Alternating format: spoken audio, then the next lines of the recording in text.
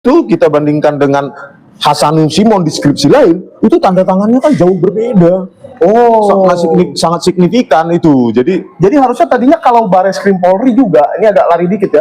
Tadinya kalau Bareskrim Polri menguji identik iya, skripsi-skripsi itu, iya, yaitu tanda tangannya Hasanul Shimon. Hasanul Shimon. Seharusnya yang ditemukan tidak identik. Harusnya harusnya Bareskrim lebih teliti dan memperdalam siapa yang memproduksi dokumen itu, sehingga tanda tangan satu orang, ya, Insinyur Hasanul Shimon SU kok nggak salah, Ya.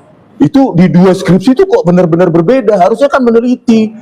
UGM harusnya, gitu loh. Jadi bukan malah harus sibuk justru kami mengungkapkan sesuatu yang berguna bagi publik, justru untuk kepolisian. Malah kayaknya kami yang disasar dengan 97 pertanyaan, kan? Bener ya. Dan ada kemungkinan, saya nggak tahu ya, kita masih sama-sama belum tahu, mungkin Pak Hasanul Shimon ini masih hidup seperti Insinyur Kasmujo kan masih hidup tuh. Kalau itu saya nggak paham. Nanti mungkin Bareskrim Polri bisa lebih mendalami siapa Hasanul Shimon ini dan apakah masih hidup. Sehingga ditanyakan dan disuruh menandatangan lah di Bareskrim supaya diuji identik. Menurut saya sih baiknya begitu, Pak. Iya, justru malah sibuk bukan ke situ yang sudah kita tunjukkan juga di iNews itu kan. Perbedaan signifikan dari satu orang dosen di dua skripsi yang berbeda, kok benar-benar berbeda.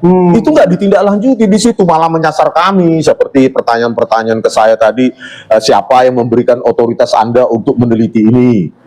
Kok peneliti perlu otoritas polisi ya? Apakah di Indonesia ini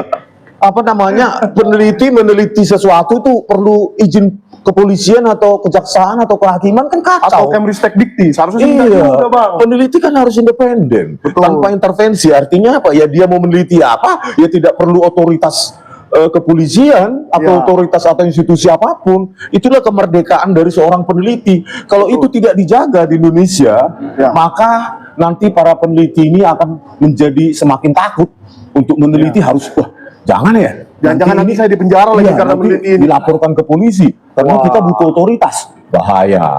Ini harus diperjelas ya oleh pemerintah, bahkan kalau perlu oleh Kemristek Dikti nih harus menjawab nih pertanyaan Dr. Rismon barusan. Iya, kenapa jadi seolah-olah harus ada meminta otoritas. Iya, menanyakan apa hak Anda meneliti ijazah Jokowi yang diupload oleh Dian Sandi, dan apa hak Anda untuk meneliti lembar pengesahan skripsi Joko Widodo gitu.